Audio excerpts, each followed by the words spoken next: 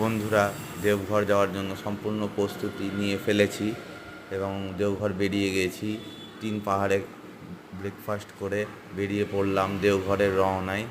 এটা হলো দেওঘরের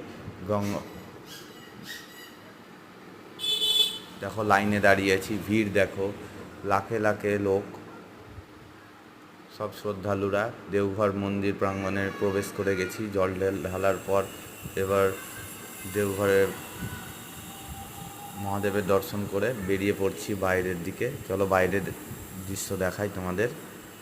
সম্পূর্ণ খুব সুন্দরভাবে এখানে আয়োজন করা হয়, সম্পূর্ণ শ্রদ্ধালুদের সুবিধা সব রকম দেওয়া হয় দেওঘরের সরকারের পক্ষ থেকে। ওখানে চিফ মিনিস্টার সম্পূর্ণ ব্যবস্থা করে, ব্যবস্থাপনা খুবই সুন্দর এবং সব কিছুই খুব ভালো লাগে। প্রত্যেক বাড়ি আসি বছরে শ্রাবণ মাসে। দেখো দোকান, প্যারার, তারপর মালা, ব্রেসলেট ইত্যাদি সবেরই দোকান আছে এখানে। দেখো বেরিয়ে পড়েছি কেনাকাটার জন্য। এখানে প্রচুর প্যারার দোকান আছে, 100টি দোকানের মধ্যে 90টি প্যারার দোকান। রেস্টুরেন্ট চলে এসেছি জল ঢালার পর, কিছু খাওয়া দাওয়া করে নিই বাড়ি ফেরার পথে।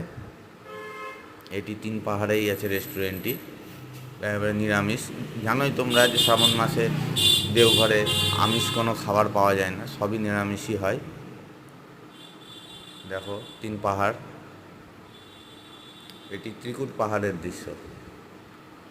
দেখো মেঘ পাহাড় ছুঁয়ে যাচ্ছে। আর বাড়ি ফিরছি রাত্রেবেলায় তোমার দুমকা হয়ে। দেখো দুমকার রাস্তার কিছু দৃশ্য।